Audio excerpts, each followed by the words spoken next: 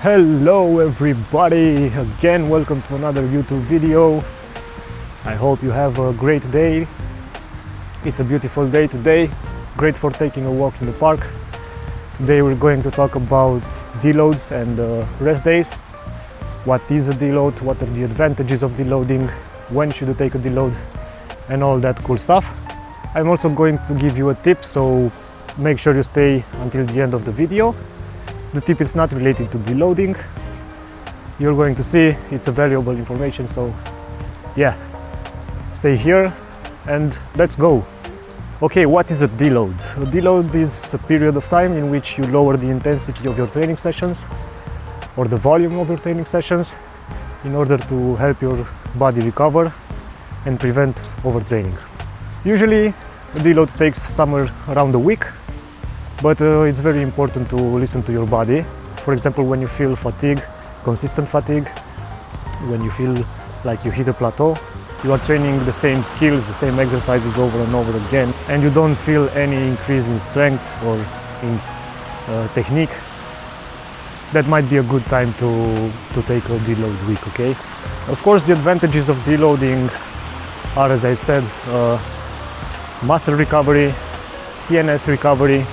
CNS stands for central nervous system, which is under a lot of stress, especially when you train for demanding skills like the planche or the front lever.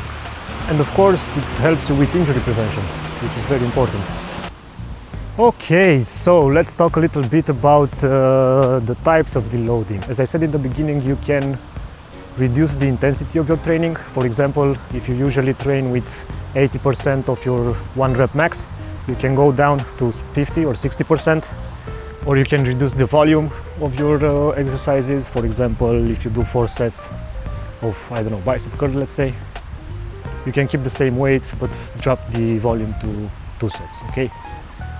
Another type of deloading is mixing these, so dropping the intensity and the volume at the same time. Another one could be complete resting.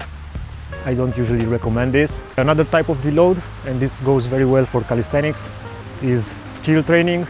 You can use that deload week to train for easier skills like handstand, work on the technique, work on the form. And another type of deloading, which is also my favorite one, is the active week recovery.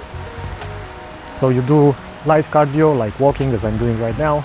Basically no strength training, no intense workouts, just light cardio, mobility, maybe yoga, swimming, stuff like that.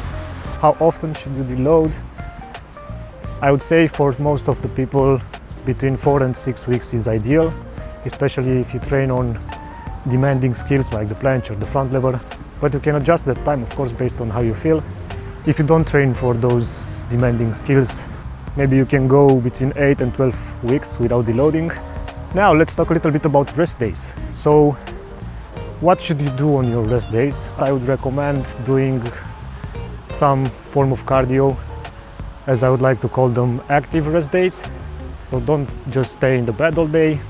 Take a walk, for example. It's great for muscle recovery. It's also a form of cardio. Okay guys, before summarizing everything I said, let me give you that tip that I was talking about in the beginning, which is not related to the deloading or anything we talked about so far. It's actually related to nutrition. So here's the tip. Do intermittent fasting from once in a while, because it helps you a lot with muscle growing and recovery. There's a hormone called somatotropin, which is also known as the growth hormone. And when you do intermittent fasting, basically your insulin level are very low and your ghrelin levels are very high. Ghrelin is the hunger hormone. And there are studies that say when the insulin level is low and the ghrelin hormone is high, it will boost the secretion of somatotropin, which helps you with muscle recovery and growth, okay? So if you want to recover faster and build muscle, do intermittent fasting from once in a while. Okay guys, so to summarize everything we talked about today, there are multiple ways in which you can deload: by reducing the volume, reducing the intensity, or just doing some active recovery, working on mobility, doing some light cardio. Yeah, so overall the deload frequency is flexible and you can start with a cycle of 4-6 weeks and adjust it based on how your body responds. This is it for today guys. Stay strong, See you in the next one. Don't forget to subscribe. Bye.